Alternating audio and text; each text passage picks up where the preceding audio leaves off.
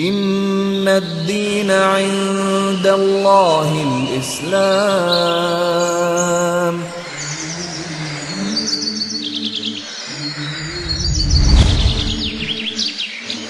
The list goes on with these guys because they have no evidence, so they get tempted to fabricate. They say, well, I just know it's true. I just know it's true. It must be true.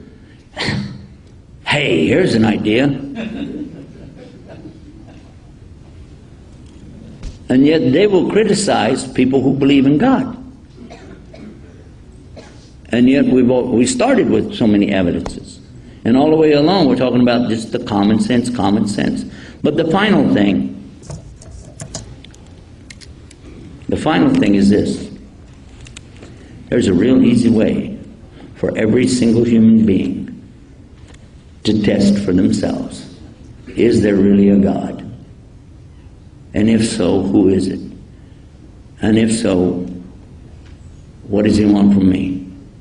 Easiest way in the world. This is what I did 17 years ago.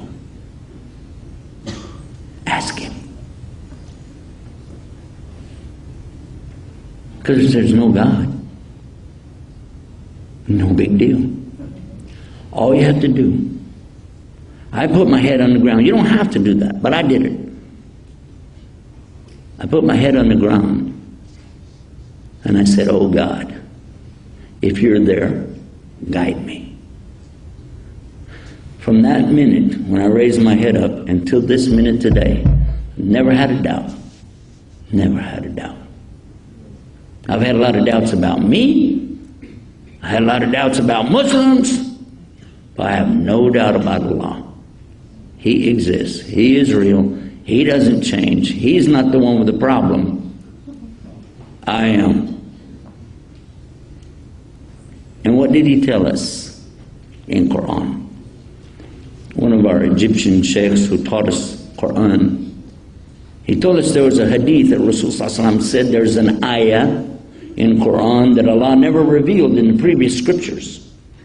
And that ayah is in Al-Fatiha, the first 7 verses of the Quran. And that ayah is Ihdina Siratul Mustaqim.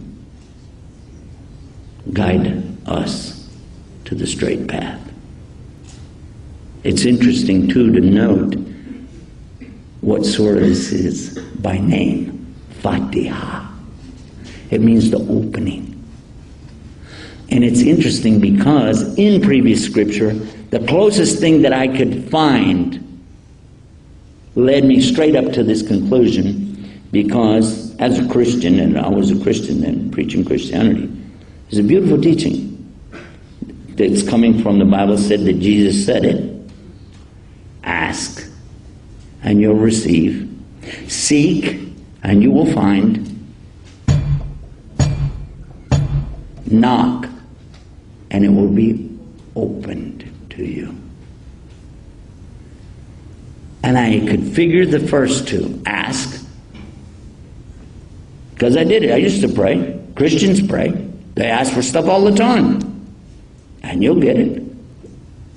May not be when you want it, the way you want it, but you'll get it. Something will come to you. That always worked for me. No complaint. Seek and you'll find it. Again, it may not be where you thought it was, but you'll run across it. But what was this knock? What did that mean? I know it symbolizes a door and you knock, but why? They even had pictures when I was a kid showing a man, supposed to be Jesus, standing at a door knocking on it. That he's actually knocking too, knocking. And it will be opened. And then it hit me. You know what? Here's the problem, the heart. I need to straighten out the heart. Let me knock on the heart here a little bit. Let me knock off some of the rubbish and the debris from that thing. Let me get rid of some prejudice here. Let me get rid of some hatred here. Let me clear away the lies. Let me clear away the misconceptions. Let's start with a clean slate. Let's just say I don't know anything at all. Zippo, zero, just like when I was a baby. Start with what? One thing.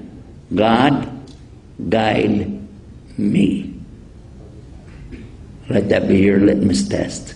And remember, that's exactly what every single woman interviewed in all of those countries that we mentioned, they all said the same thing. Because Allah guided me. There's your best test. And every one of us can do it. I'll leave you with that thought. Those were great questions. I thank you so much for that. Thank all of you for being with us tonight, sharing. And I ask Allah to accept from us, to forgive us, and to make us those people who will have His mercy on the Day of Judgment and be in the Jannatul Firdaus A'la. I want all of us to be together in Jannah. Ameen. Assalamu alaikum wa rahmatullahi wa barakatuh.